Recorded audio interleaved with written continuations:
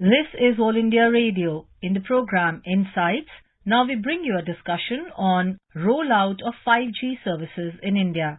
The participants are Mahesh Uppal, Telecom expert, and Surabhi Agarwal, journalist.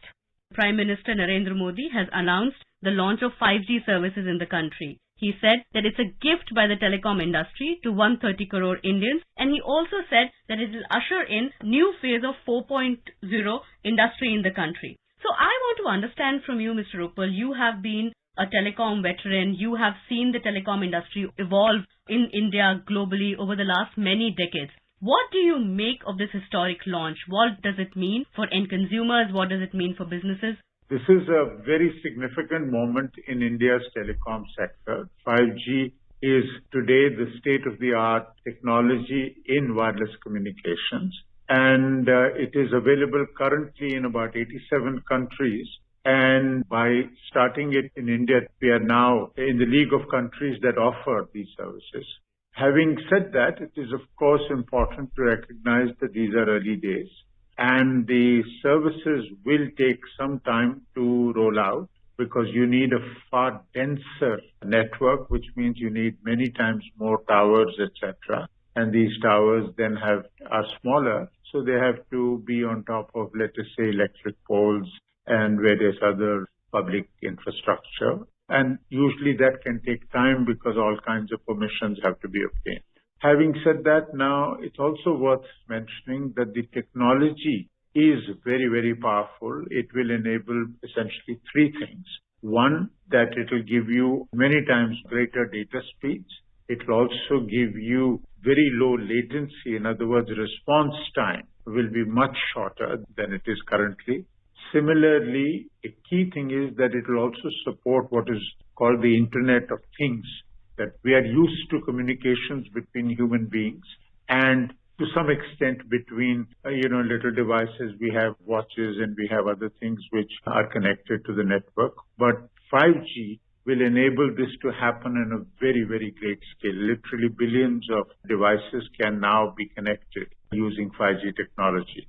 The technology is usable readily currently only by enterprises and industry. The impact on individual customers will be there, but it will be indirect because obviously anything that happens in the manufacturing or the health or education sectors obviously has huge implications for all of us. Right. So like you said, Mr. Uppal, that, we have joined the league of 87 nations which already have 5G technology, and what 5G means is faster speeds, lower latency, and of course a whole bunch of new business cases. But I want to understand from you that, like you said, that enterprises are the ones which will initially benefit a lot, and of course the benefits of it will slowly trickle down to the individuals. According to you, which are the industries which are expected to lap this up faster than others, and where we'll see the use cases coming up fairly quickly as compared to others? I think manufacturing is one area where clearly 5G will have a huge impact, particularly in automation of factories, etc. Similarly, I would expect logistics to be impacted very, very radically. The gaming industry or the entertainment industry will also have huge ready use for these technologies. And health, which again is an area where these kinds of response times and this level of data speeds can be extremely invaluable. So these 4 or 5, I can say, will have ready use for this technology. If you could simplify it for, say, gaming or for health, listeners would want to understand, how would 5G impact them in real life? For example, gaming. Now, a lot of the gaming applications require very fast response.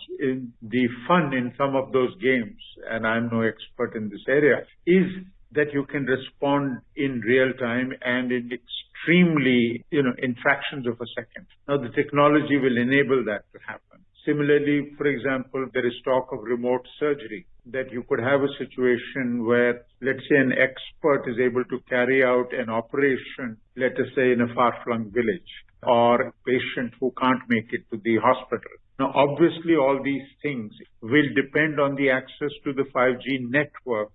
So once that happens, once 5G is deployed pervasively in India, then you can expect a whole lot of people to be able to benefit from its use, not necessarily by them individually, but by the use of these technologies by various other sectors of the economy which have a role in their lives. Coming to the point of, how prepared the industry is to take advantage of this opportunity, like you said in your opening remarks, that 87 countries already have 5G technologies, and in fact they're talking about technologies like 6G, etc. And India has sort of been a laggard, if I could use that term, when it comes to 5G. How quickly are we expected to catch up with the rest of the world? How prepared are our industries to use this opportunity and bridge that gap which we have with the rest of the world? Well, let's put it this way. Our technology ability, our skill sets are as good as the world's best. So I don't think that is holding us back. But yes, our market, our demographics in terms of the fact that some people are able to afford and pay for premium services and others are still struggling with 2G, etc. That complicates things because these services are going to be deployed commercially. So if the players will try and focus on and prioritize those areas where they expect good returns on their investment. So that means that our network, our 5G network, will not be all pervasive for at least a couple of years. It will expand to all circles and it will probably expand to all districts and taluks. But if we are talking about, for example, access to 5G services in rural areas, I think we will have to wait.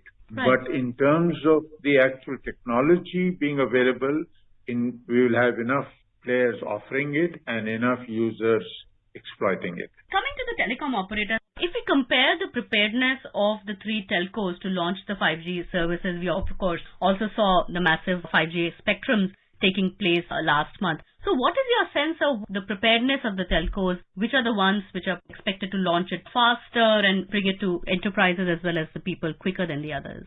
Well, I would expect Jio and Airtel. Airtel has already technically started its services. And of course, Mr. Ambani himself mentioned that by the end of next year, he expects sort of taluka level or tehsil level rollout of 5G services. Vodafone Idea also has said in other fora that it has all the spectrum it needs for a 5G rollout and will do so. And I think Vodafone also would be aware that it has a very large enterprise business where the rollout of 5G services will be very critical. So I don't expect any of the three major operators to delay the rollout of 5G services. However, what we need to focus on is how much and how far they can deploy these services. For instance, technically, services have been rolled out now in, let's say, Delhi. But obviously, you and I, who are also in Delhi, cannot access these services. It's all in some specific locations, in some specific industries, some specific targeted consumers who can access it currently. And that will happen. Since the primary users in the short term will be enterprises and industry, you would expect the rollout also to reflect that. In other words, you will find, let's say, car factories to probably be prioritized. You would expect some health facilities to be prioritized and so on and so forth. So expect 5G rollout to happen over the next few months. I also want to delve a little deeper on that entire debate that happened some time back, where I think the technology companies were asking the government for spectrum to be allocated to them directly for 5G use cases because they were arguing that it's a national interest. They were kind of to connect a hospital or a school. It would significantly increase the competitiveness of Indian industry, Indian companies, and of course of the country as a whole. So spectrum should be given to them directly, as well as some of them even went on to say that it should be given to them for free. And telcos, on the other hand, were opposed to this idea where they felt that since they're already paying for spectrum, the spectrum should be licensed through them. On what side are you on this debate, Mr. Uppal? I believe that 5G technologies and going forward 6G, etc., will require immense flexibility in our regulatory regime. I think our regulatory regime for licensing and spectrum management is now slowly out of date with the current developments in technology. For example, we auction spectrum at a circle level. And service operators similarly get licenses for circles. Circles, as you know, are similar to our states in some cases with minor differences, but generally that is how it is done. Now, the point is that 5G can be and is likely to be deployed in islands in the initial stages, in specific target industries, target enterprises, target customers, and so on and so forth. And I think the market must ensure, the regulatory regime must ensure that the market can function easily and freely, that people are able to deploy networks as and where they're needed. Now, clearly that is different from what the telcos have been doing thus far. It's also true that this poses some kind of a challenge to them as well if some players are able to get, let's say, spectrum for private networks, etc., because the 5G service itself in the initial stages will be targeted to industry.